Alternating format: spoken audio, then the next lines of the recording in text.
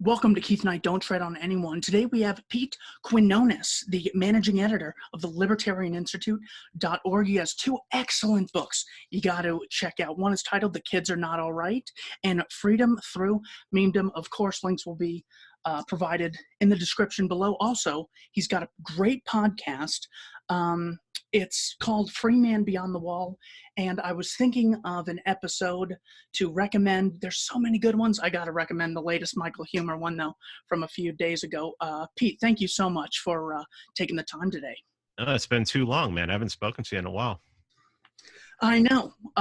Glad to see you're the managing editor. Been staying on top of your stuff.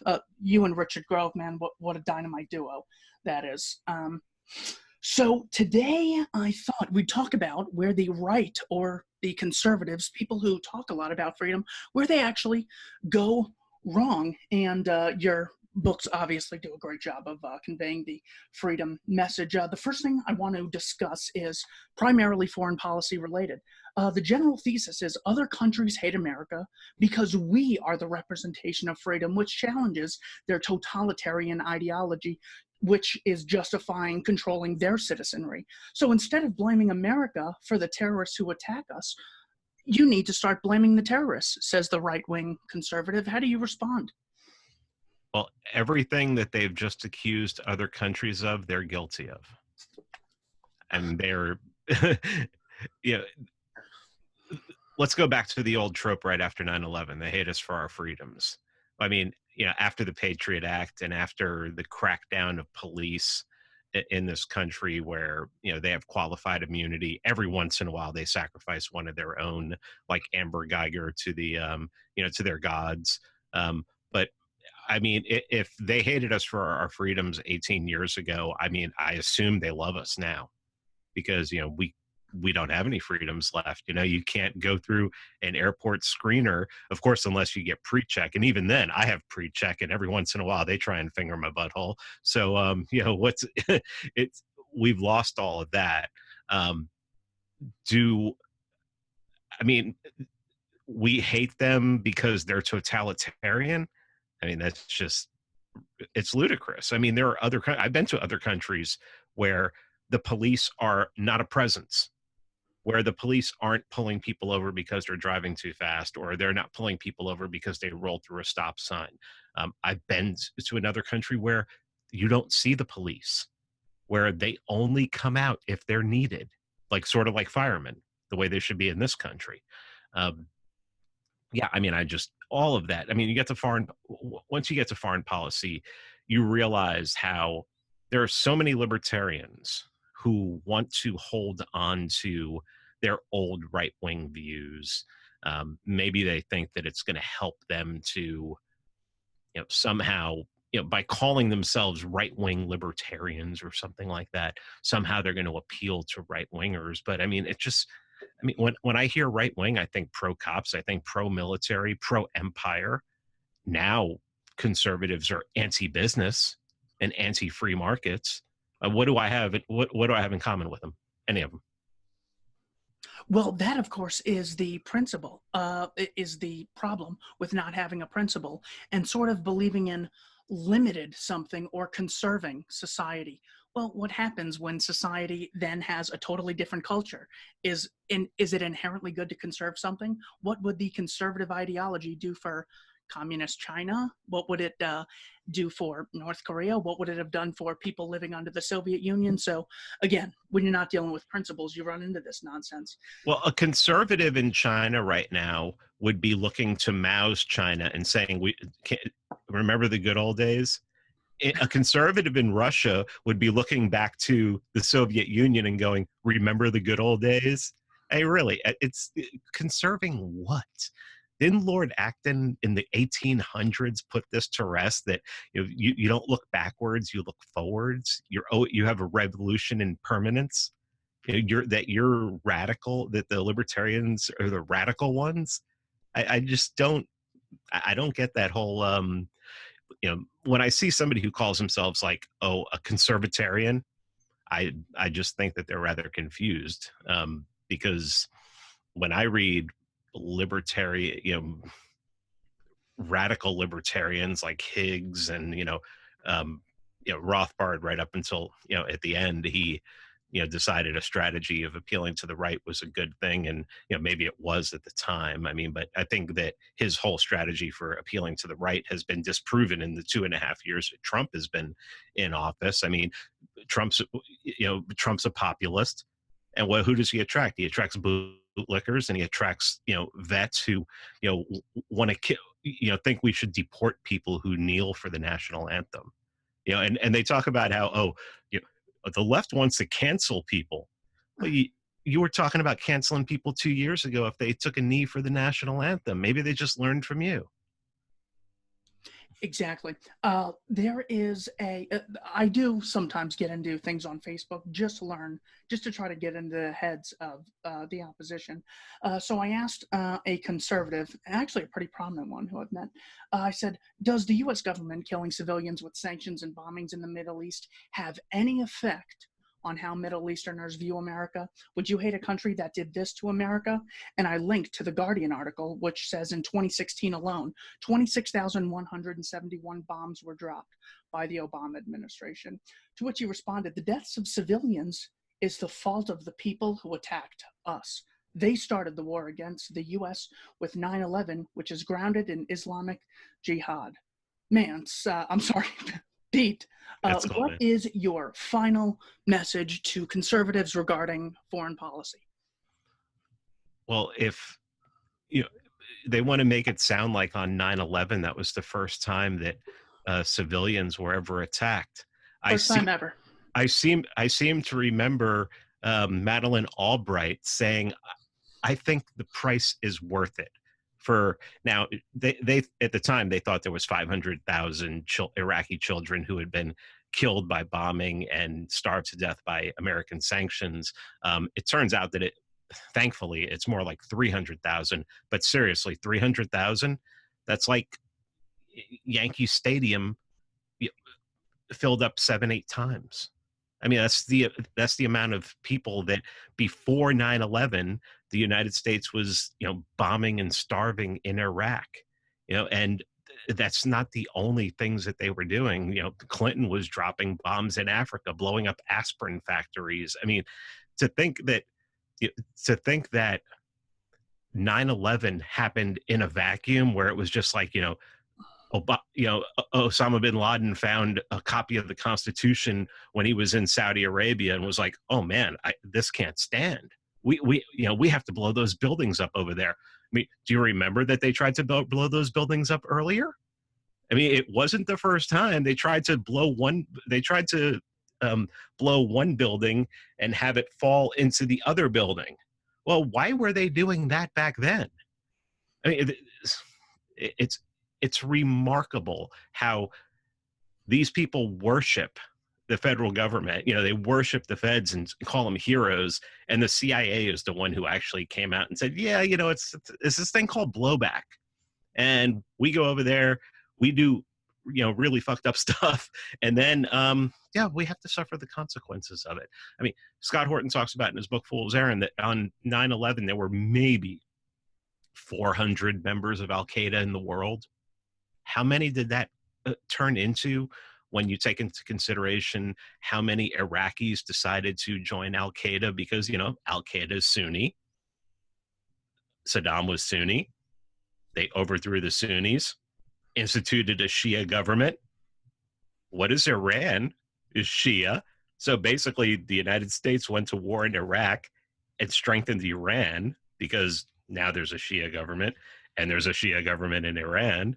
I mean, these people, they're so uneducated, and they run. And these are the first people. The conservatives are the first people to say how facts don't care about your feelings. You're operating completely on feelings when you don't study. I'm not going to talk foreign policy to someone who doesn't know the difference between a Shia and a Sunni and thinks Shia and Sunni are on the same side. I mean, stop. Just shut up. You don't know anything. You're an idiot. And I don't care if you went overseas and fought against them and you talked to a couple of them. I don't care. You don't know anything. Just shut up. Well, it's also important because, I mean, I get that this is not the be-all end-all, but there is a letter by Osama bin Laden that is widely recognized as legitimate, where he says, here's the reason we hate you. Now, you can only imagine if it had been, 20 sentences from the Quran. Everyone would know about it all the time. Fox would talk about nothing else. But of course, he mentions atrocities in India. Scott Horton, of course, cites this in Fool's Errand. He mentions the Iraqi sanctions. He mentions Israeli aggression in Lebanon. And it's like, if he is evil, you can at least, that makes more sense. You can at least see the hatred, and how convenient for Islam to all of a sudden, something that started in like 600 AD, now it's a threat the year the Soviet Union falls in 91. Oh, Soviet Union's down, quick, we need an enemy. Saddam invaded Kuwait, when really he got the green light from April Glaspie. Another thing, but that book, Fool's Errands, is such gold. Well, and Pat Buchanan talks about this. I He know. said, all right, the Cold War's over.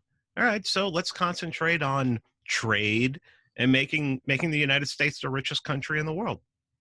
Oh, wait a minute. So the military-industrial complex has to find a new enemy so that it can keep going. So yeah, go into Iraq and then continue with Iraq.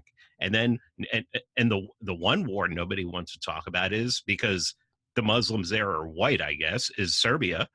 And the bombings that were done in Kosovo, and I mean, it's insane.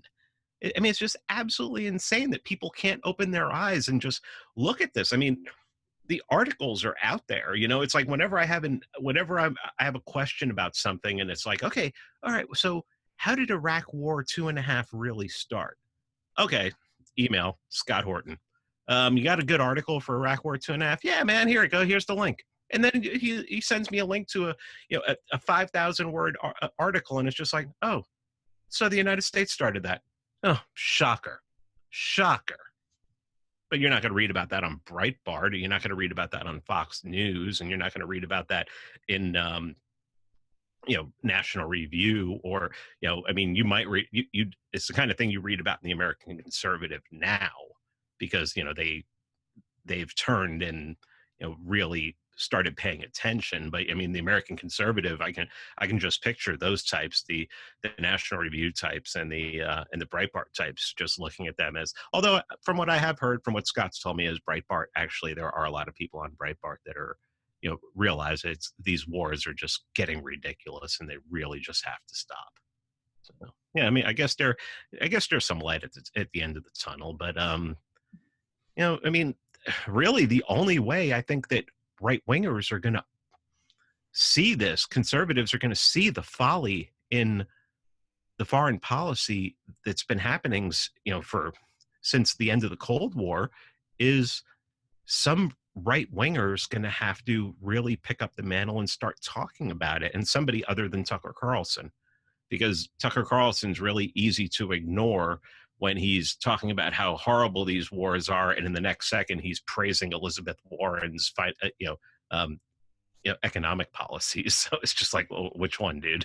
And a lot of people most people aren't smart enough to be able to take the good and leave the bad. All they want, I don't know what this guy's talking about. For 1 second, he's talking about this and They got to go full retard in one direction or another. They can never just take the good or the bad. And with Tucker, he'll always say, and what have these wars gotten us? We've spent billions and trillions or whatever. It's like, oh my God, Gary Johnson. It's not about the money or the inefficiencies. It's about mass murder. It's about trillions in theft every year to a military-industrial complex.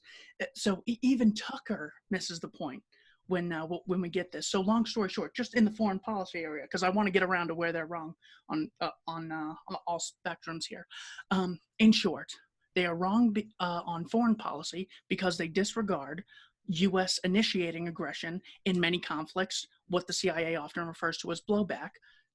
The list can be cited in bin Laden's letter to the Americans. My question, that actually does extend to this, so we're still not done. Chris Kyle was on the Opie and Anthony show. Chris Kyle was the center focus of the movie American Sniper. When referring to Jesse Ventura, he goes, he doesn't agree with the war. That's fine. You don't have to agree. with the war. I just get sent there. I don't have to agree with the politics. I signed up to serve the country. The country tells me what to do. Pete, how do you respond to that mentality of the most popular sniper in the world? How do you respond to that thought process? Well, first of all, isn't Jesse Ventura allowed to hold that opinion since he served in the military? Hmm. I thought you're not supposed to question people. When aren't you supposed to thank them for your service, or do you only thank them for their service? Do you only thank them for their service if they're spouting the same, carrying the same water you are? Yeah. I mean, I don't know how to talk to people like that. I mean, people watch the movie American Sniper and they're like, "Wow, man, this guy was a hero." And then you read the book and it's a completely different story. He talks about how he liked killing, how by killing a child, he was never guilty in killing a child. Then in the movie, they have him sniping off these people who were torturing these people with like pliers and everything, and he saves them from them. But the movie doesn't tell you that those people, he actually didn't do that, because the ones doing the torturing were actually on the American side. There are all these things. How do you talk to people who aren't educated? I mean, Chris. I mean, the whole Chris Kyle story is. It's just propaganda. I mean, it's Leni Riefenstahl kind of propaganda. I mean, she couldn't have made a movie any better than that. I think that's who I'm thinking of. Is it Leni Riefenstahl, who was Hitler's propagandist, made all of his movies and everything like that. Yeah,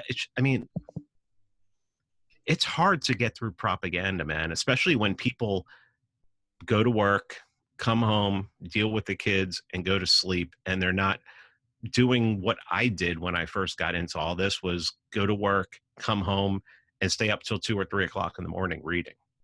And I don't need to do that anymore, because, I've built up a good base and I can study things here and there. But I mean, it's, I don't know. And I don't even really know that we have to change those people's minds. I don't think that that's even the strategy anymore to, achieve liberty. I don't think you need to change those people's minds. I think you really need to be able to turn your back on them and walk away. Excellent point. Yeah. I would just imagine saying this to someone in the military whenever they say, you committed an atrocity, you committed a crime. You could just say, no, I was told to do this by someone else. They, of course, wouldn't say, oh, I'm sorry about that. Let me go find that person. They, of course, believe in accountability. They just don't believe in it for themselves. Total contradiction. As far as not, but well, of course they want all the praise. They get the medal when they perform the action for whatever you would receive a medal for. But when they commit an atrocity, or when they invade a country based on lies, well, that's the country doing something. It's always this mysterious thing. This is the right wing who is for personal responsibility and lifting yourself up by your bootstraps, blaming this magical entity called the country. Like we all collectively got together like an a cappella group and said, go to Iraq. They want all the credit when they do something right, and they don't want they don't want to be questioned when they do something wrong. And especially if that what they've done wrong is, causes not only one human, not only multiple lives, but even one life. I mean, they don't want the blame for that. It's, oh, that was a mistake. But if they did take out Osama bin Laden, oh well, give me my Congressional Medal of Honor right now, and just shut up, and thank me for my service. But if they do something wrong that's catastrophic, the people who were dropping, whoever was dropping bombs on Iraq in the 1990s, causing all these kids and all these women and old people to die, well, don't blame me for that. I was just taking orders. Oh, but when you say you did manage to catch one of the high ups in Al Qaeda, then you want to be recognized. They only want to be recognized when they do something good. I mean, they're like children. It's like children. Oh, look what I did. But if they do something wrong, they go and hide. Whatever. And all you really have to do is just apply this to your personal life. If I said I'm doing something for you, but I forced you to fund it, and made it very clear, you cannot opt out of funding me, this thing, whatever it is I'm doing for you, my YouTube channel, I'm doing it for you.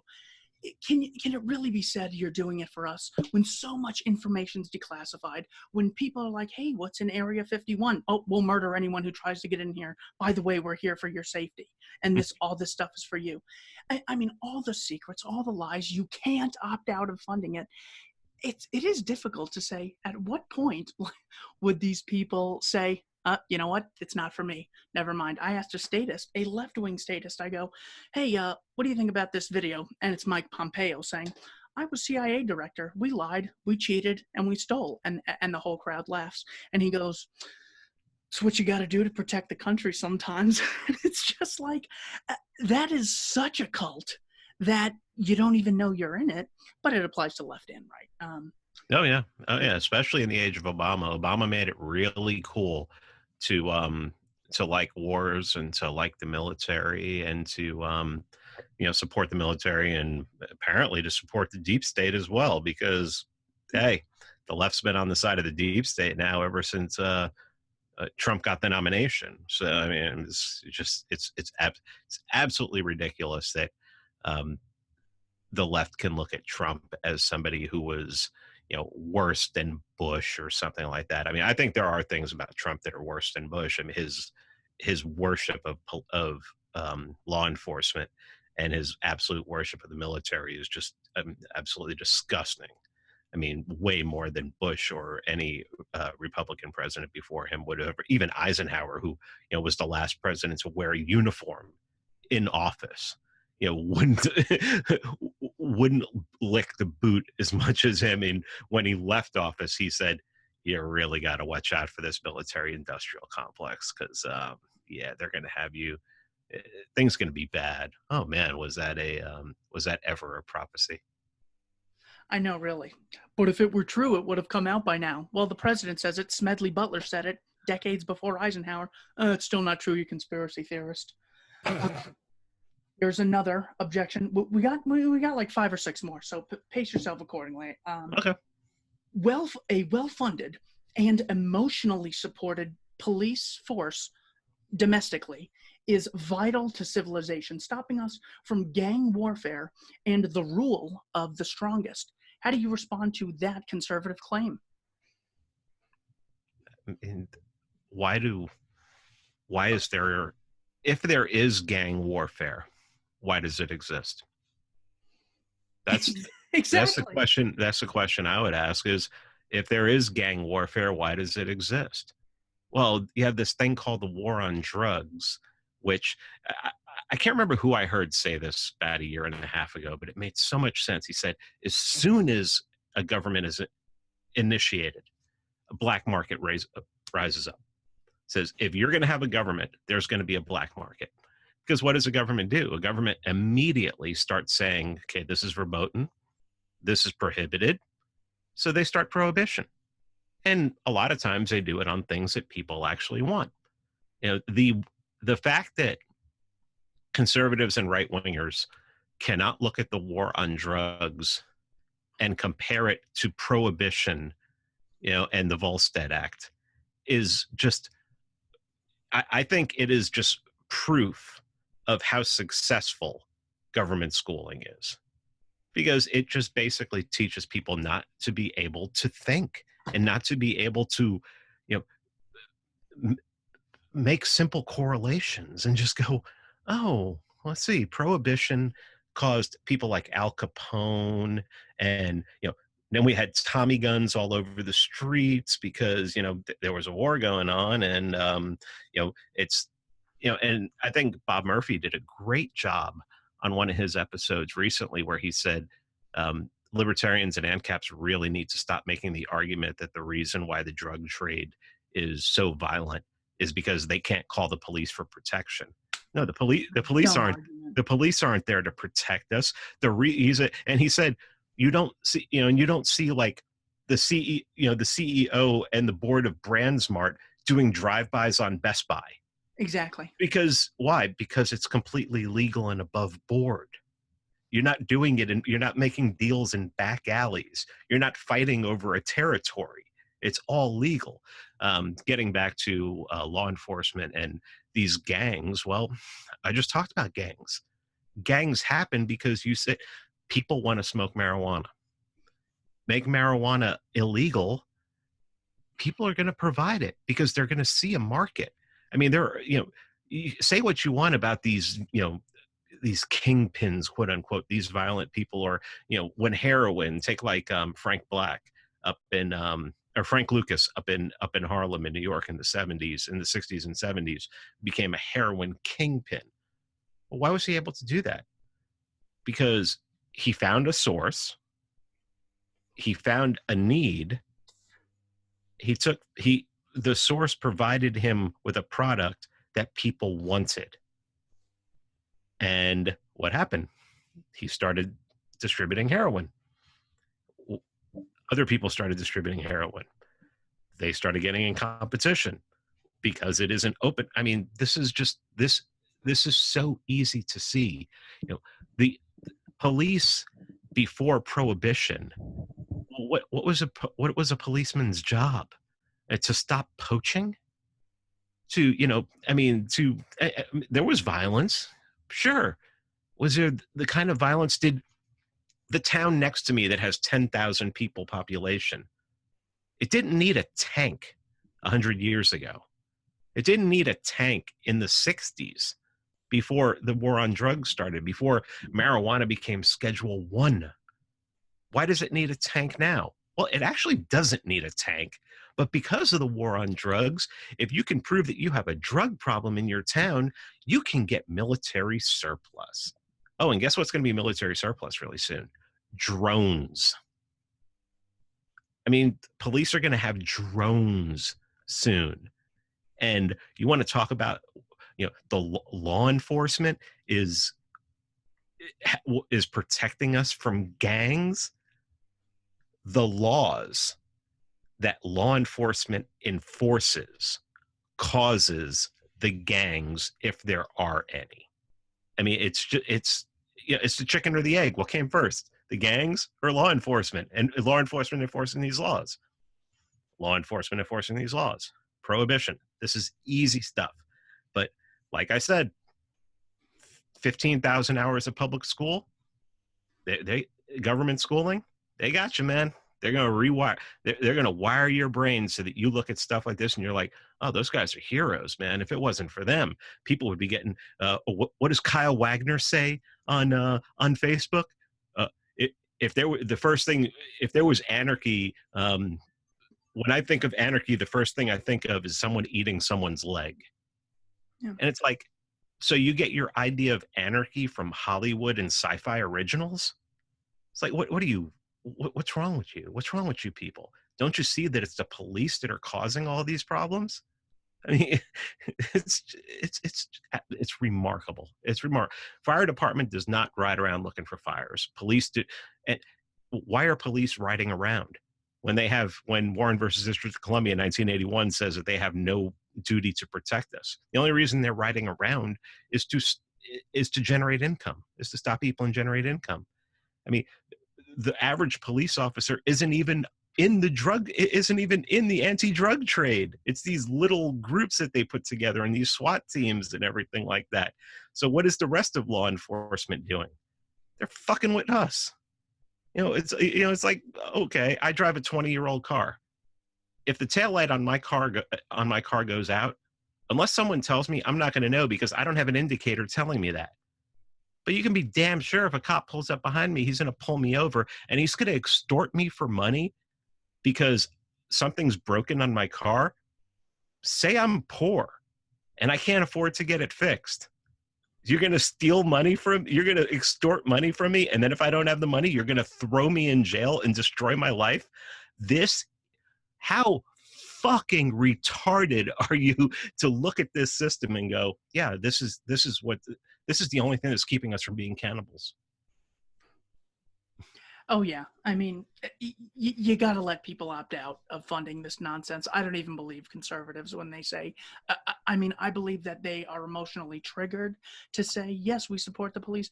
There's no way they would voluntarily fund this absolute nonsense. And even if they wanted to fund them, knowing that their money wasn't guaranteed, the police would behave so much better. If they didn't have the belief and authority amongst the populace that the state has rights no other organization does, and violence isn't violence when the state does it, then we'd Or you have such a better product or service. or you just take away their qualified immunity. If you take away their qualified immunity, 80% would quit on the spot. And that's all you need to know about law enforcement officers in this country. If you take away their qualified immunity and the overwhelming majority of them quit, that's all you need to know about the kind of person who becomes law enforcement. But Bernie Sanders was asked about this, and he has basically the same response that any conservative would have is, you know what, if it turns out they're all evil murderers and rapists, every single cop, well, what we need to do is have better training. In fact, we need more funding to make sure we have better police officers, and we need to confiscate guns from the civilians because they only kill civilians because they're just so terrified for their own lives. So again, if you don't have that foundational principle that Robert Higgs has, you think that it's just a matter of a few bad apples or even many bad apples. What Robert Higgs says correctly is they've all taken, by definition, they've all taken an oath to enforce immoral laws that we know are immoral because if I do them or you do them, we recognize we'd be caged for them, we'd be outcast from society, and people would have the right to defend themselves against us. And remember, when they start talking about bad apples, what is it? One bad apple spoils the whole bunch. You don't keep, if you have one bad apple and it's spoiling the whole bunch, what do?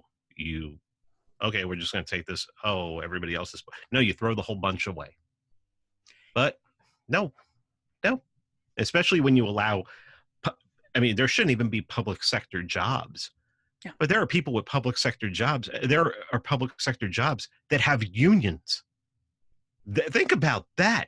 Think about the travesty of having a public sector job and yet you're still protected by unions. That's insane. It's immoral. It's immoral to these people who, let's go into the realm of fantasy land here. These people are supposed to work for us, right? We know this is a fantasy. We know that this is, this is, Hansel and Gretel here. But if they do work for you, all the union does is protect you from them. Protect them from you. That's all it is. It's like, oh, okay, so these people out here, they're paying my salary. They're really the boss because in a republic, that's the way it's supposed to work, right? You hire the people to work for you and you're their boss. But then you have this public union that's a buffer in between to say, oh no, when the bosses want to try and make sure that the employees know, we have to protect the employees from the bosses. People aren't even thinking about this. This is not anything people are talking about. And I can just imagine a statheist listening to this and it sounds like gibberish to them. It just sounds like gibberish to them. Well, this one is similar, but not totally different. This was someone on Twitter, and I'm not bringing this up because I saw an idiot. I'm saying this actually represents a very popular mindset amongst the right. He says, 51-day standoff with ATF and FBI. You don't get to shoot at government agents just because you think that they don't have the right to do what they are doing. In short, I just hold them to the same standard I'd hold anyone else to. I really don't hold them to any special standard. I don't get mad at, it's not the badge or the clothes or the name. It's if any other person or group of persons said, we have suspicions of illegal guns, we're going to go in to the compound, you have the right to have any weapon. the state doesn't have the right to monopolize weaponry. And if they initiate violence, you have the right to defend yourself against anyone, whether they're Russians or black or they're tall or they're short or they work for the state or they have a pension or it's Tuesday or it's noon. These are all ridiculous, arbitrary things that are anything to avoid talking principle. The sad thing is that the small government group has no principles and are so easily swayed to justifying big government without even realizing they're there. Well, I want to. You said a word there that's a trigger word for me. It's compound. The Kennedy family. The Kennedy family has a compound. If you try and get on the Kennedy family's property, you'll get shot. Mount Carmel was open to anybody. The local sheriff came and went. Undercover ATF that they knew were undercover ATF were allowed to come and go. They shot guns with them on there. It wasn't a compound, but I know what you're saying. It's very easy. I've had to train myself not to use that word myself. So, but I mean, what I always do in that situation, and you're right. It's an argument that Michael Huemer would easily make. Is like, hey, if you don't have a right to say, oh my God, I think they have illegal guns in there, I'm going to put together a group of people and we're going to go in there. We're going to take them and we're going to kidnap these people and we're going to throw them in our basement and lock them in the basement for 10 years. If you don't have a right to do that, who has a right to do that? And do you have a right to give somebody else the right to do that? But one thing I always point out with these people who say you have no right to shoot at the police, these are people who probably worship the founding fathers and worship the colonists. Let's put aside the founding fathers for a second.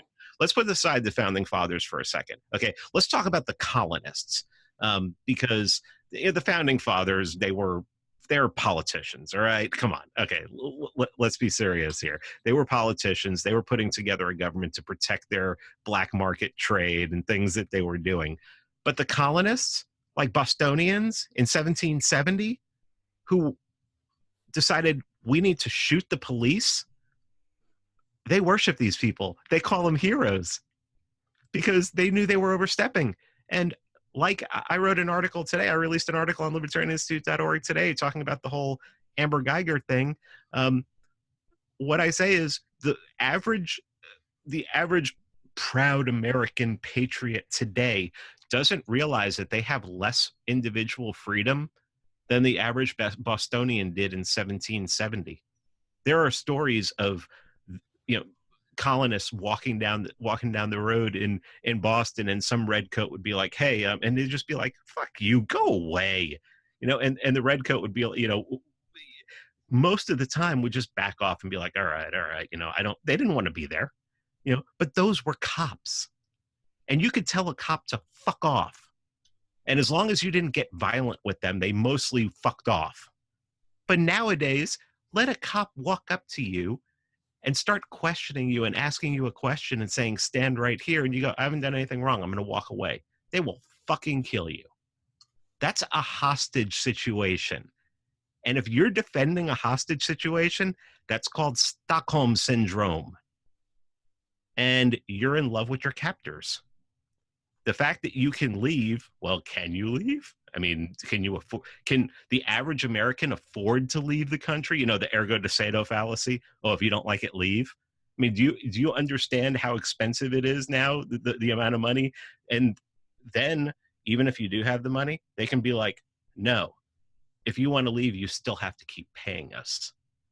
Man, that really sounds, I said this in an interview I gave when I was up in New Hampshire, that my study of growing up in New York City, of the Hells Angels running part of Alphabet City and the mob running different parts of the city, I would much rather live under Hells Angel rule or mob rule than live under government or police rule, because they would actually provide protection as long as you paid it. They would literally be like, okay, we have an obligation here. We're taking money. Well, we're gonna protect you. I remember seeing this documentary about Alphabet City, and when the Hells Angels had it, and there were all these old people who still lived, on Avenue B and Avenue C, and they were like, so if, if something happens, if there's trouble, what do you do? Do you call the cops? Like, no, we call the Hells Angels. They take care of it. They provide protection around here.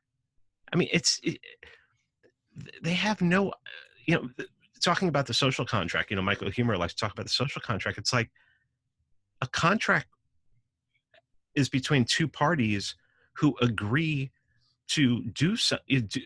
One party has an obligation, another party has an obligation. Well, the government is supposed to provide is protection for, property and person. Well, they've clearly said that through the courts that they don't have that obligation to do it anymore. So the contract is null and void. Why is anybody paying into it? Or why would anybody fault anybody for not wanting to pay into it, or for avoiding it altogether, for dodging it, or for, evading it, for, to use a tax term. It's just, people are not examining this. They're not taking the time. They're so busy. They've allowed themselves to be so busy, with their McMansion and their 2.3 kids and the soccer practices and all this stuff. They don't read. They don't ask questions. And I mean, it's just, and it used to worry me about that, because, I thought, well, unless all these people come to my side, I'm not going to have liberty in my lifetime and everything. And I'm like, I just really need to be able to separate from these people. There needs to be a divorce. There needs to be voluntary interaction. And if somebody believes in the social contract and believes that I need to be held to it, and that if I don't hold to it, a gun should be pointed at me, I don't want anything to do with that person.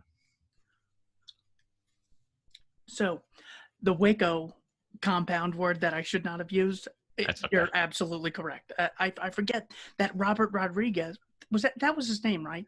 Well, Robert yeah, Rodriguez? he used the name Robert Rodriguez, but his real name was there was a Robert Rodriguez and there was a Davy Aguilera, and Davy Aguilera was the one who was more often going in there. But yeah, Robert Rodriguez went in there as well. And they knew they were ATF, and of course they went in there. I will say that I fell victim to it, and I used the compound word when I should. That's all right. That was just a slip of the tongue. As long as you don't mind me correcting you. Oh no, please, hey. While we're talking on the topic of how people need to admit they're wrong, please, I was wrong about that. But I'm perfect. I'm never wrong. I know. That's why I got to have you on. Thank you. Yeah, stop. And the love it, I actually did have one of these as my bullet points. This is America, love it or leave it. There was a great meme, not because the left is any better, but there was a great meme that said, gay marriage is the law, bigots. This is the USA, love it or leave it. Also, we have Obamacare. Stop whining and follow the law. And it just listed all these leftist things that are now official legislation. And it's telling them, hey, love it or leave it. This is America. And it's like, I'm so glad their own principle is being thrown in their face, something that they've said to me 500 times, as if the obligation is on me to leave. One, A, initiates violence against B, and B is told to leave. That is insane, man. But yes, so I was glad you talked about what's funny, love it or leave it. Yeah, what's funny about that left meme, which is probably way too long, but does make a good point, is that the right response to that will be like, no, we'll just stay here and we'll make sure we change it. Yeah, well, how come I'm not allowed that, afforded that? Where do I sign up for that license? Yeah.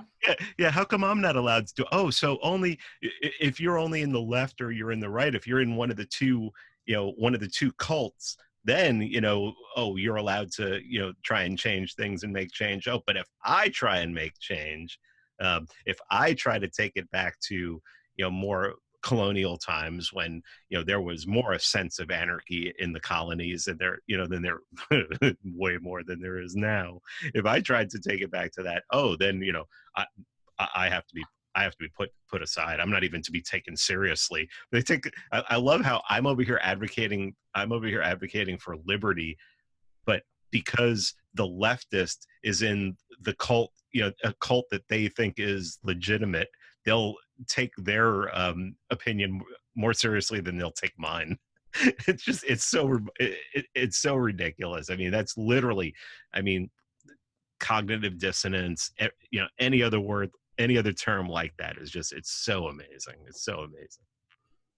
It reminds me of two memes from your book. One says, if you don't want to live in a country where everyone has to stand for the national anthem, why don't you move to North Korea? and another one you had, it's John Hamm smiling and drinking. When a statist tells an anarchist to stop forcing their politics on them. And that, of course, is what you always get when you're talking to someone trying to convince them of the non-aggression principle, an actual freedom philosophy. They go, yeah, you know what, man, that's on you. If you don't like it, you can leave, but that's not really my thing. What? How do you not see the hand right in front of your face?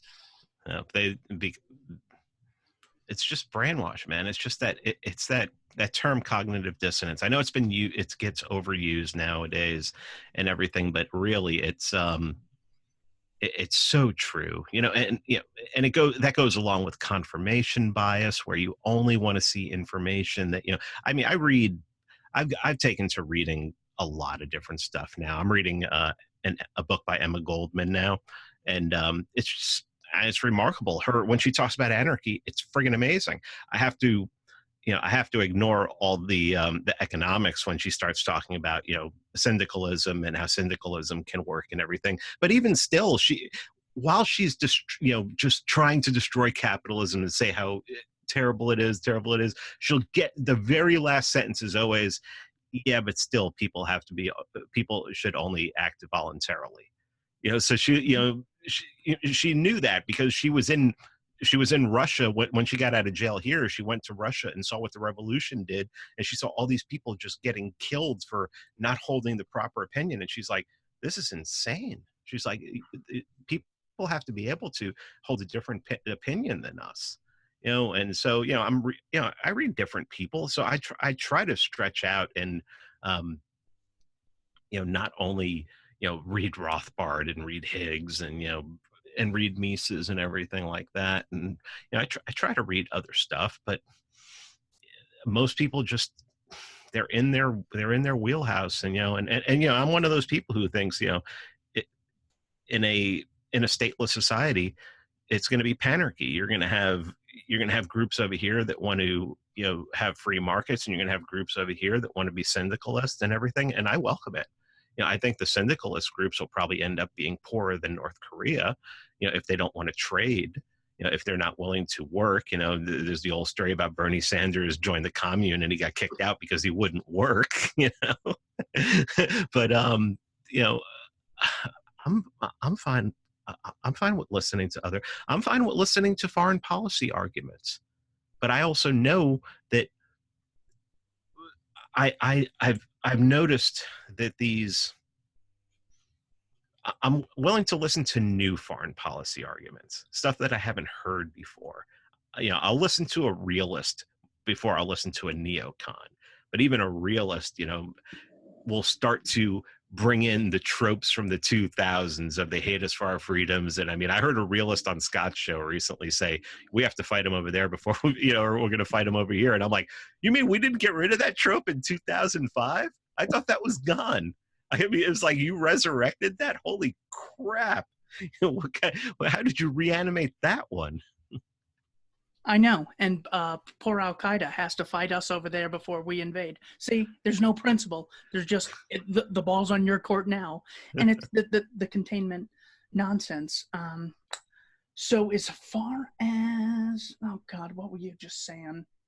I didn't want to take us off that point totally. I wanted to make a smoother transition. Either way. Oh, syndicalism. Yeah, of course you're going to have competition. People are going to value their influence in a company or organization more than potential prosperity down the road. That's why you have different high and low time preferences. That's why you need freedom. That's why it's better if there's capitalism, if you have a stock market where you can purchase ownership of different companies. So not all your eggs are in one basket. The company you work at's the company you own. Well, if that goes out of business or those sales drop, then you're screwed. So yeah, syndicalism, if it's voluntary, of course, absolutely. Bring it on. Moral justice. Okay, Here's another one.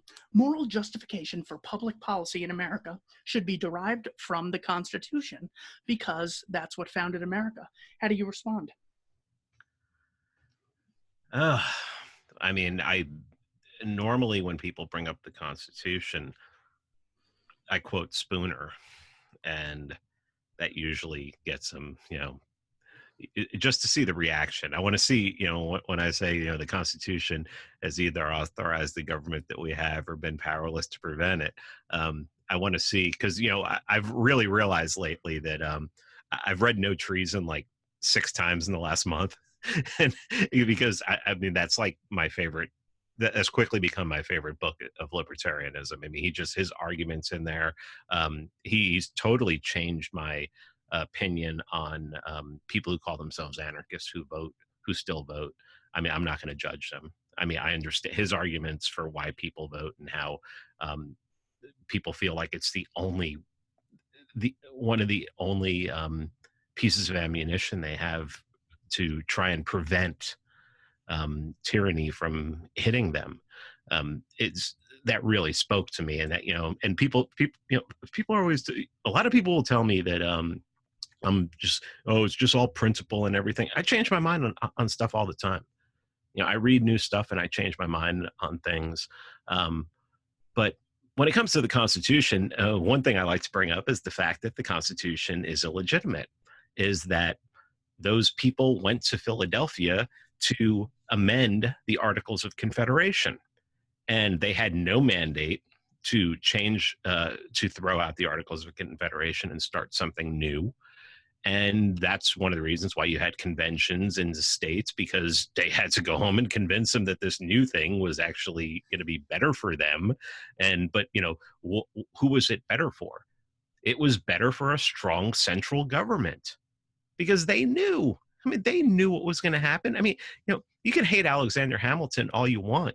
Alexander Hamilton knew that as soon as that Constitution was put together, that it was going to lead to insane federal corruption, on a federal level. I mean, that's why he instituted, it was his idea. The Supreme Court was one of his ideas, because, that it seems like the Supreme Court right now, at least in recent history, is probably one of the only reasons we don't have like a straight up tyranny here. The Supreme Court has been able to, keep guns in our hands for a certain, at least federally. I mean, the NFA and 1986 laws were passed that strip away at that, but still, I mean, we still have guns.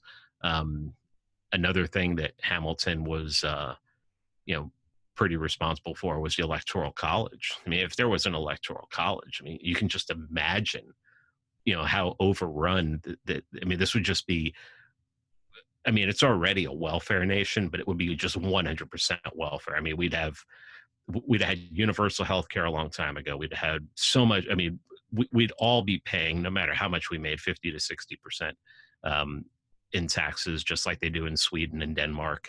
I mean, the Constitution was a coup. The Constitution, every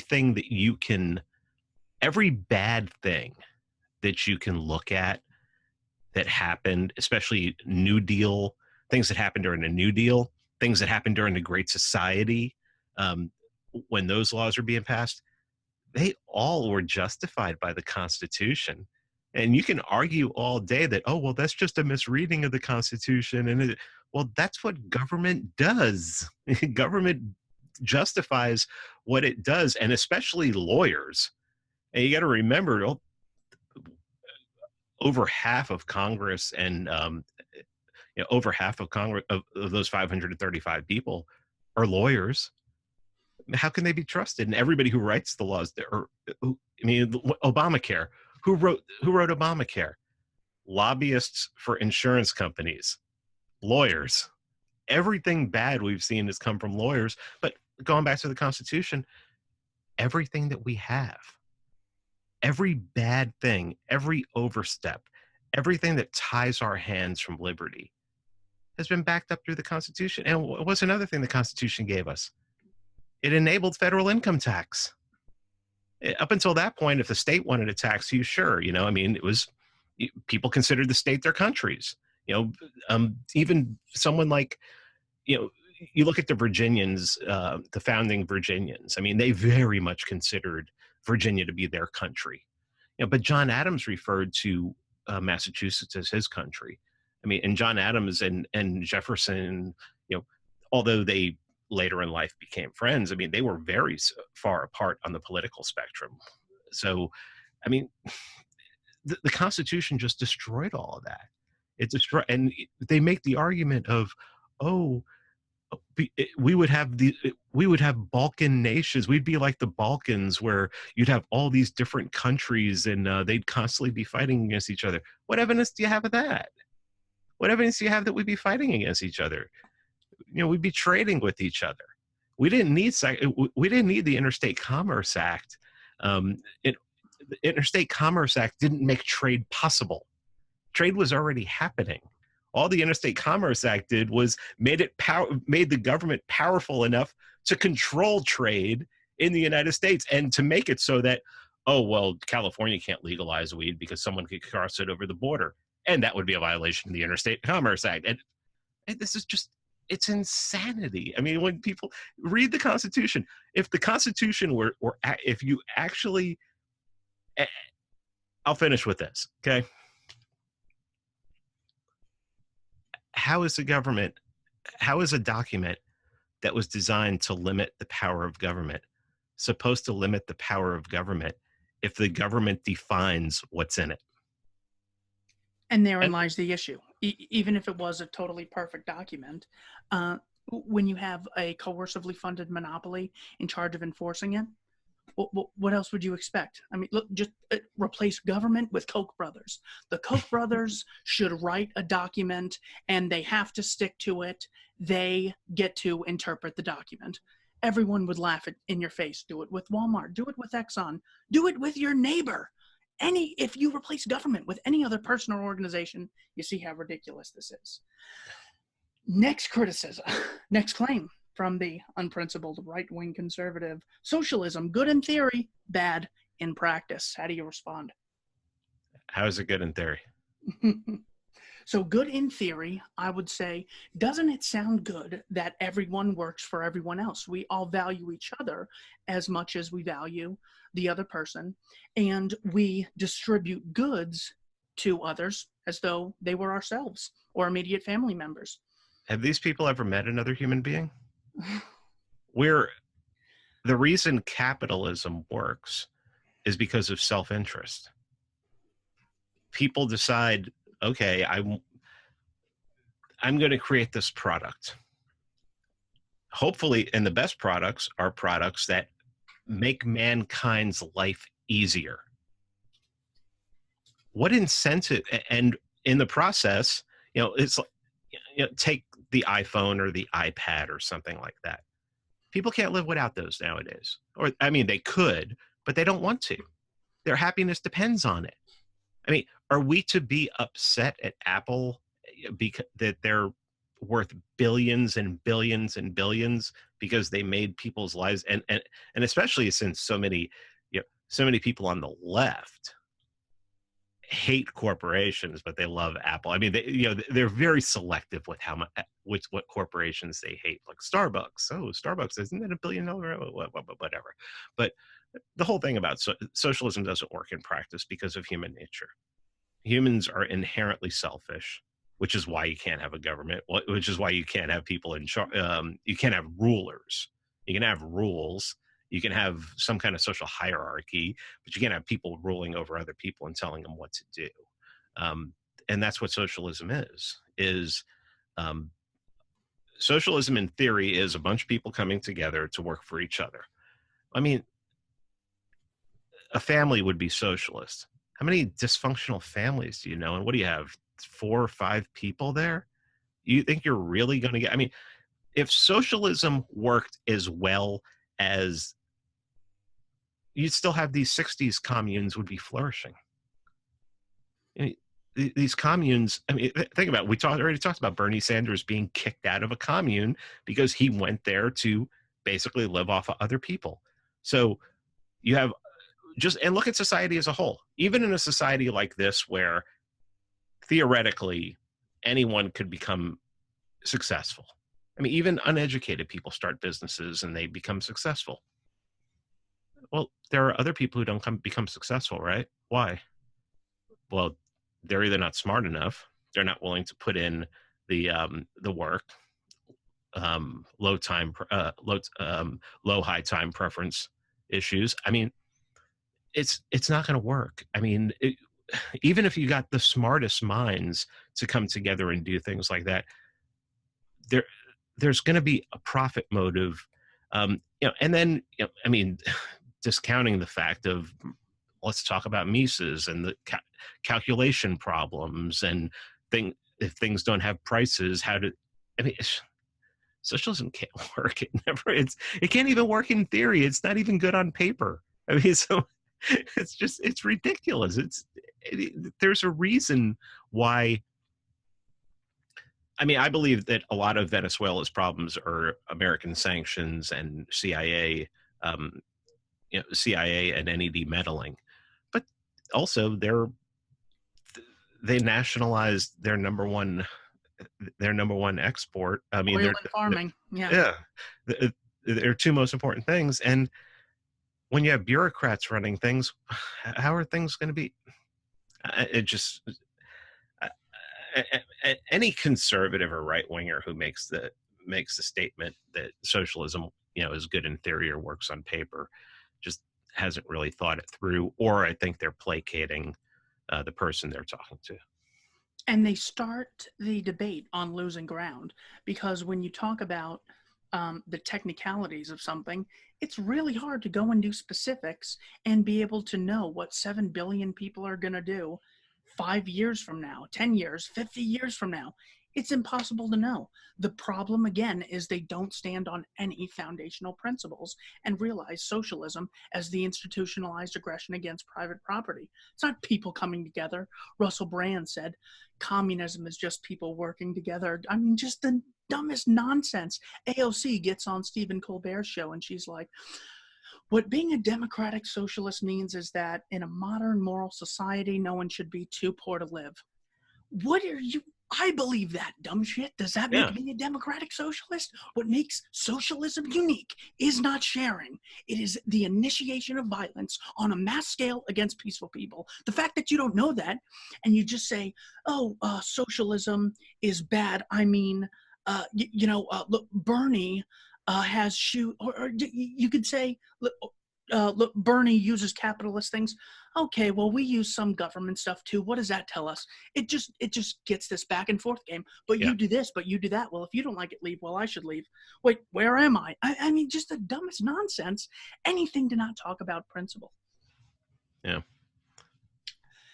Couple more. Paternalism in the form of state prohibition. Oh, we actually did go over this. Well, that's how good we are. Paternalism in the form of state prohibition of drug use and prostitution stops society from degenerating into barbarism. So this is similar, but still unique. So instead of there's gangs because of the state still has an obligation to engage in paternalistic activities such as seatbelt laws, etc., because there are possible externalities. In other words, my drug use can affect my workplace, my family. This could lead to an overall negative societal outcome. How do you respond? It's just going back to prohibition. And I mean, how do you legislate human behavior, especially human behavior when they're not hurting another person? It just doesn't, it's like if somebody wants to do, Ron Paul in a presidential debate, is that, you want to legalize heroin? It's like, yeah. If heroin was legalized tomorrow, would you do it? It's basically what you're doing is you're just taking away personal responsibility. And there we go again, the personal responsibility crowd. Yeah, and I told, and I had this. I made a comment about this about the living wage, the $15 an hour. Okay, so if somebody needs $20 an hour to have a living wage, what happens if that person starts living a $25 an hour life? Do you then have to raise it to $30 an hour? When does personal responsibility kick in? I mean, the minimum wage, I mean, neither one of us agree with the minimum wage. There shouldn't be one. But even existing inside the paradigm where the minimum wage exists, the minimum wage was never meant for a 40-year-old to live on. It was supposed to be for kids. You know, it was supposed to, that's supposed to be like your first job, and, you know, an unskilled job of something like that. You know, I mean, I mean, none of this,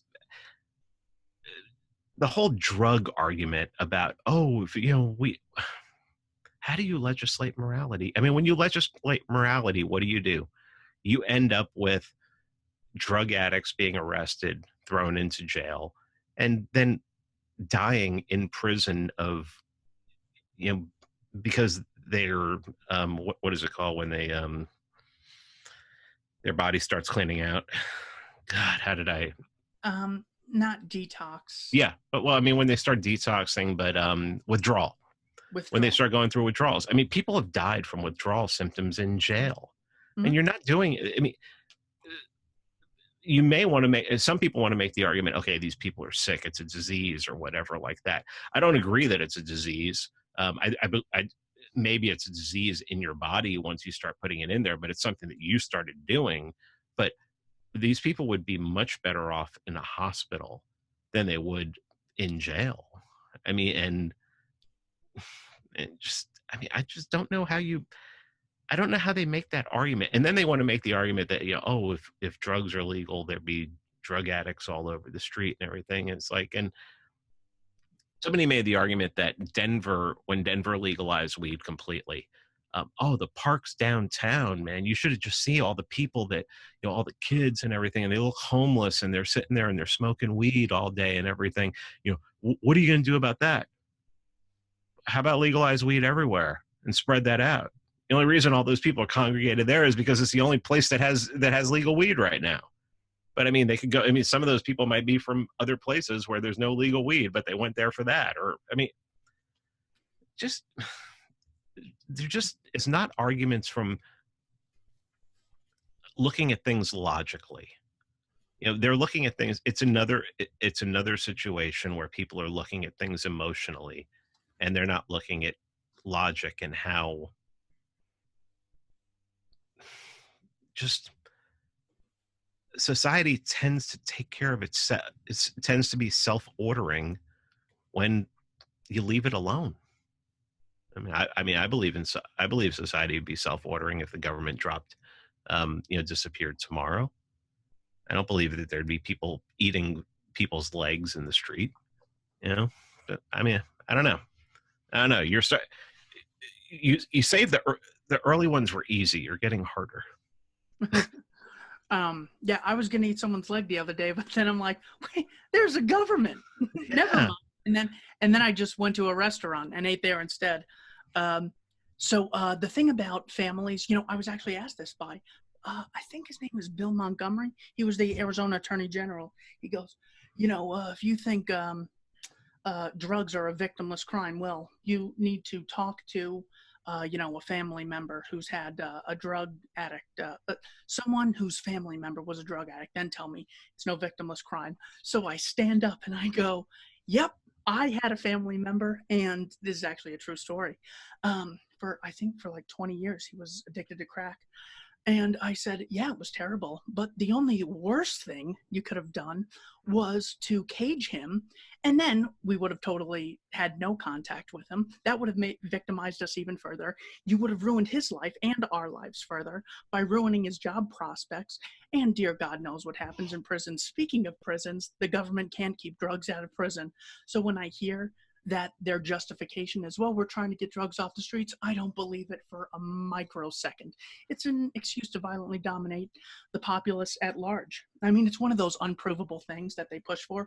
We need safe streets, something so undefinable that it means if you hold that view at any point from here to eternity, you can justify further state intervention. We need more funding. Well, is everyone perfectly safe? Nope, exactly. Are there still drug users? Yeah. So we can have more government. And also, you would never have these like filthy heroin needles and all this crystal meth nonsense, people would be taking like Adderall and Oxycontin if there was no drug war, just like you're drinking this disgusting moonshine, some of which the FBI probably poisoned to kill you. And Sure, the reason crack exists is because it's cheap. yeah. I mean, yeah, I mean, if and you know the biggest problem with is, oh well, I've seen what crack and meth does to people on the streets. I'm like, yeah, do you know why there's a problem with crack and meth and sometimes you know it's dirty is because there's no quality control over it, and you're getting it from the black market. If it was coming from a legitimate, you know, if it was coming from a legitimate source who, you know, did testing on it and, you know, made sure that it was, you know, it was this amount pure, and wouldn't have those problems, and everything would be above board. People wouldn't be hiding and, you know, hiding it and, you know, running away. I mean, come on, this is if you could hold people accountable in the market, in the public opinion market, then of course, I mean, I just think of throughout my day, when I'm at work, what do we do for customers that we're not legally obligated to do? And I go, my job is basically make this person happy up until this point and no further. It's all about pleasing consumers.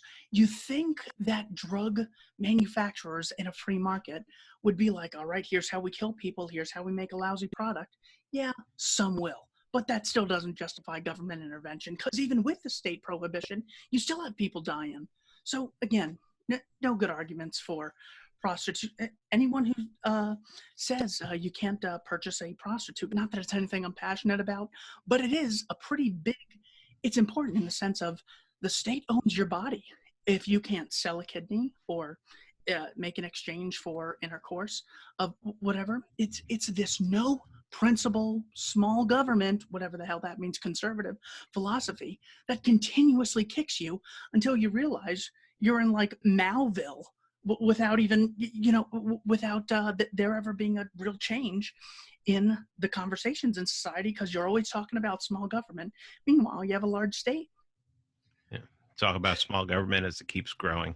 And my whole life, conservatives have been talking about how they're small government, and the government just kept growing and growing and growing and growing. That's another hole in their theory. Government represents us. Word republic. Government doesn't represent you any more than a slave owner represents who you want to work for. Two more, and then I will release you from conscripting you into this discussion. Minarchism. Not everything should be privatized. Pete, you extremist, don't you understand that? Public goods need funding, and you cannot exclude people from benefits. In other words, every time the government, say, protects us, you can't only protect some people if there's an external threat. So therefore, everyone should be forced to chip in. And that's why you can't privatize everything. It's not like a book where you buy it and you pay for it. That's why we need at least some state. Can't you concede that point? I mean, nowadays, if you want to pay for something, that's easy. Okay, say you're, I mean, let's face it, most people aren't ready to get rid of government, but you have something like the blockchain that is a public ledger where, say, people wanted to pay for national defense, and there was a company that's willing to provide national defense.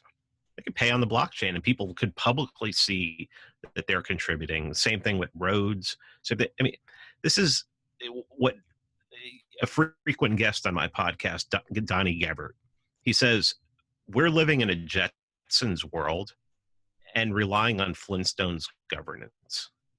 He goes, we're way past where we should, where we're looking back and being like, oh, we need to have this much amount of money stolen from us. If they steal 40% of my money, well, that's going to be good because I'm going to have roads and they're going to keep me protected.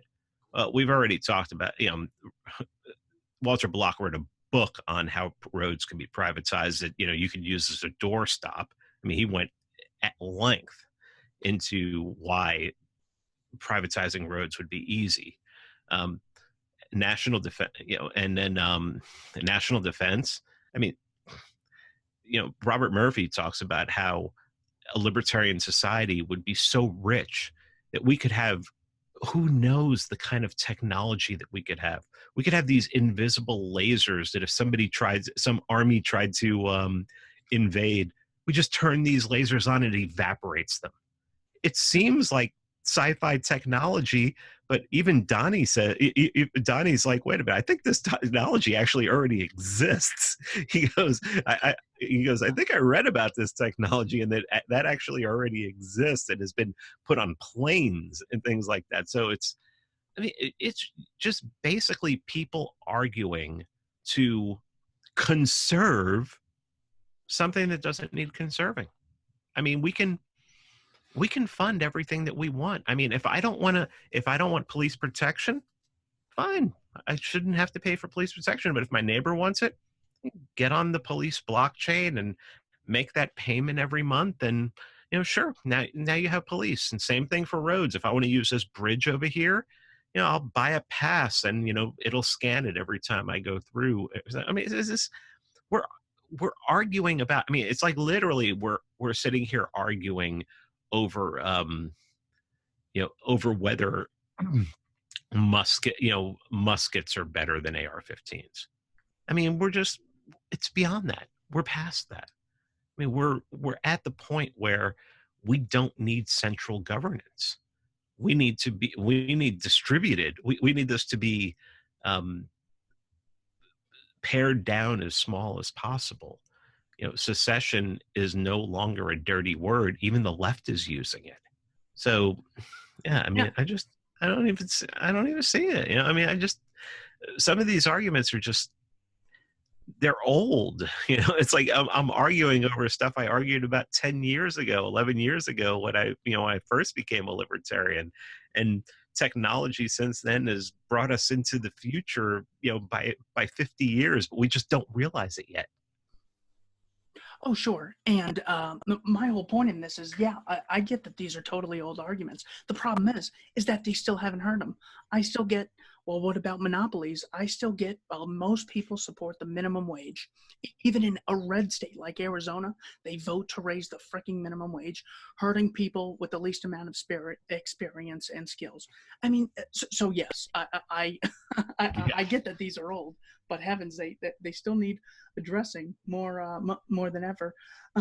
As far as externalities, well, there's great positive externalities all the time. There's a brand new shopping mall being built next to my house, and that's really going to benefit me. They don't have the right to tax me. Thanks so much for it. Yeah. Free Man Beyond the Wall provides a lot of great content, which I benefit from. And as much as I like you, you don't have the right to tax me, and vice versa. So the existence of externalities is a weird, but good things might happen to people who don't have to bear the cost for them. That's so bizarre, considering a lot of people don't pay federal income tax anyways. It's just this mind control, defend the state, what do I do? Benefits, terrorism, immigrants. It's just, there will be drugs everywhere. There's no thinking behind it. Well, I mean, and it's just so clutching to tradition. It's so clutching to tradition. It really is, yeah. I talked to an 80-year-old man yesterday, an 80-year-old veteran, Zionist.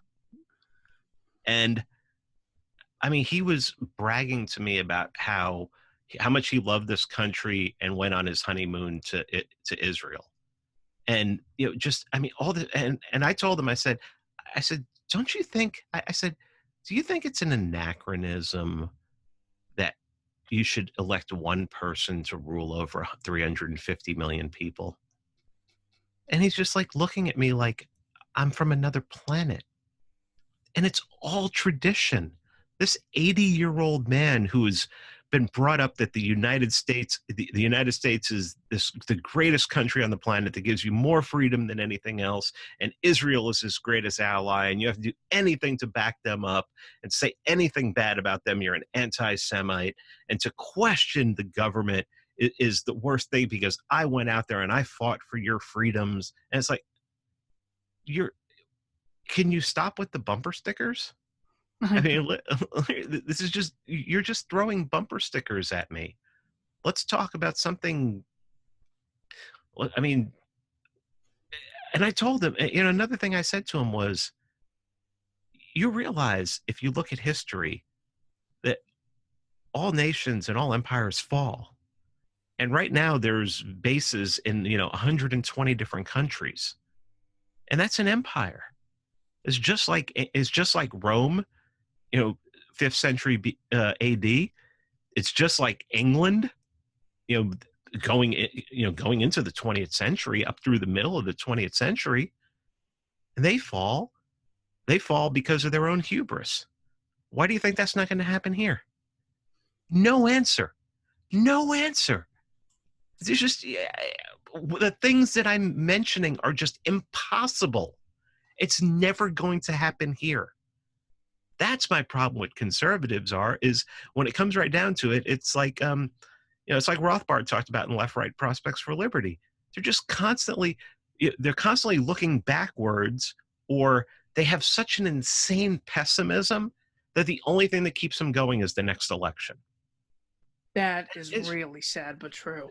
Yeah, I mean, it's just, I mean, I just don't get it, and then, we're recording this on a Friday, and this coming Monday, I'm going to be releasing an episode with Anthony Samaroff. I think you know Anthony, right? Mm-hmm. Yeah. And it's going to be all about why libertarians really need to stop calling themselves right-wing.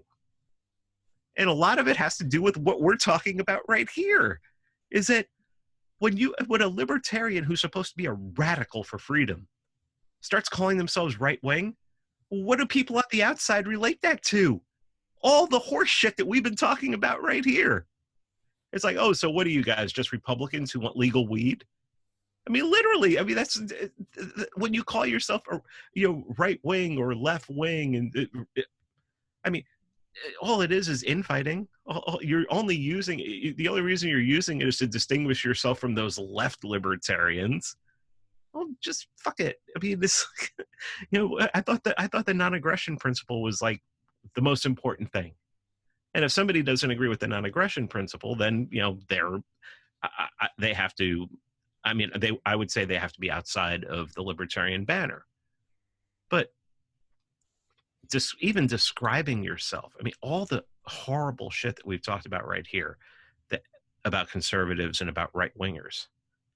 Then some libertarians want to use that term and adopt it and put it in front of libertarian. Libertarian to me is like one of the greatest friggin' terms ever. I mean, it really, you're talking about liberty. I mean, I think the better term is liberal, but we lost that one. But, but libertarian is just such an awesome, awesome term. But mixing it with other stuff, especially stuff that's been tainted. I mean, it's like, I'm over here drinking water. If you put a drop of poison in it, I'm going to stop drinking it. And then you're just poisoning the terminology there. Ugh. And then finally, the large one, when positive externalities don't do it, it of course is negative externalities, which justify the state. So if A and B decide to have an exchange, but A, in order to meet B's demands, has to pollute air that C breathes, well, you're having people bear the cost when they haven't consented to an exchange. Therefore, the state is morally justified. And of course, what this misses is that if you want something achieved, you should not have a coercively funded monopoly enforcing it. And does government produce any negative externalities? I mean, do we have to go through Agent Orange, all the wars started by government? Government is the ultimate cost being bared by a non-consenting third party. Pete, any final word on externalities as a justification for right-wing statism? No, I'm just so over talking about right-wingers. It's like, okay. I wrote a book about left-wingers and just how insane they are, and but right-wingers are just, it's almost sadder. It's almost sadder when you just want to look to the past and be like, you're trying to conserve something that wasn't really that great in the first place. It's like, I forget who said it. I think it was a stand-up comedian, but I can't remember who it was. And it's like people who are like, oh man, the past used to be so great. probably the only reason they believe that is because they were younger then. Because I mean, I don't want to go back to. I grew up. I grew up in the 80s and 90s. I don't want to go back to then. I mean, what was so great? What was so great about that time? The Cold War. I mean, wondering if there was going to be a nuclear exchange. Iran Contra, Reagan's illegal wars in Central America. Oh, as a matter of fact, nothing has changed. Holy shit. Amazing. Yeah, the golden era thinking, I think it's called, where you just like totally forget all negative stuff in the past in order to justify wanting to go back to them and how evil the present is. So I just thought we'd finish off with a lightning round of 4 totally unrelated questions to right-wing statism that I want you to answer. By the way, I couldn't think of it earlier. I did interview a Waco survivor named David Thibodeau. The name of the interview you can find in this description. Waco Survivor Speaks Out. David Thibodeau and Keith Knight. I will put it in the description. So 4 quick ones for you. Say I can only watch one of your shows in order to get an idea into what Free Man Beyond the Wall is. What is one episode that I should check out? Maybe the episode where I interviewed David Thibodeau. Are you kidding? Well, I wouldn't have mentioned mine if you didn't. Are you serious? Yeah. Okay. Episode 227 and 228. Okay. Well, let me see. Think of another one.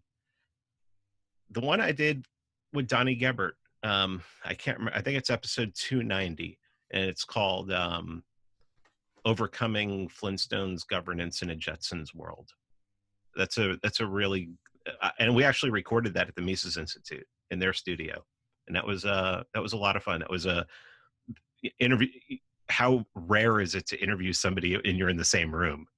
So it was that was actually pretty cool. Yeah. Awesome. What is one book you would recommend for right-wing conservative thinking people? No Treason by Lysander Spooner. I was going to bet that. What is your favorite music album of all time? My favorite music album of all time? That changes so much, man. I know. I just changed mine the other day. It's so rough. But yeah, it's if I were to look on my phone, I mean, I want to say, and it's so funny because my tastes run all over the place. My favorite Black Sabbath album is Sabotage, because they really started getting more metal. They started speeding up the music by that time. But lately I've I want to say Elton John's greatest hits first. Yeah. Like I said, I'm all over the place. But dude, the funny thing is that when I hear it, it's like, oh gosh, that is really good. It's like you forget, oh yeah, Candle in the Wind. Yeah. He did write that song. Yeah. That's totally, yeah. And the first greatest hits album. And then the other day I posted up on Facebook and Twitter the first Bad Brains, Bad Brains that has Banned in DC and everything on it. Those are that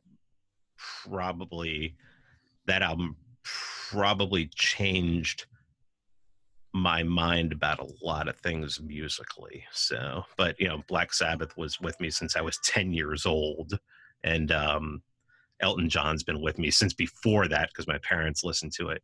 But Bad Brains is pretty badass too. So there's a great Ozzy moment when he's on the airplane and the cameraman asks him, "What's been the worst day for you when you've been on tour?" And he goes, "When they bombed Hiroshima." What a psychopath. Final question. What's your favorite movie of all time? Oh, man. That's another one that goes back and forth.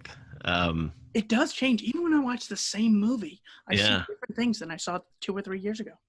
Okay, I'll go with like drama. It's either going to be Goodfellas or The Godfather Part 2. As I'm growing up in New York, I'm just mob. The mob was there. It was just, it was a fact of life, and it always fascinated me. Comedy, Grandma's Boy gets me every single time. Grandma's Boy is like just one of the funniest friggin' movies, start to finish, that I've ever seen. But and then sci-fi. Sci-fi, I don't know. I'd have to. I really like the original Stargate movie a lot, and then horror, Event Horizon. And a lot of people wouldn't consider Event Horizon to be a horror movie, but Event Horizon is one of those movies that if you watch it before you go to sleep, you're just like, yeah, that's quite disturbing. I think I will be awake tonight. I will be awake. It's not real, but I'm just gonna leave all the lights on just in case. I mean, it's not real. It's not real, but I have my Flintstones nightlight, so I'm gonna put that on. And I thought I'd end with a quote this time, instead of starting with one. Indeed, the current times can be seen as a training period for all true friends of freedom. We need to learn to recognize that many different guises in which tyranny appears. Statism is protean because it suppresses that impulse toward liberty that exists in the hearts of all people. The impulse is there, tacitly waiting for the consciousness to dawn. To dawn. When it does, statists, socialists, and violence advocates don't stand a fucking chance. Thank you for watching Keith Knight Don't Tread on Anyone. Thank you, Pete, for your time. Oh man, I appreciate it. It's so great to talk to you. Thanks.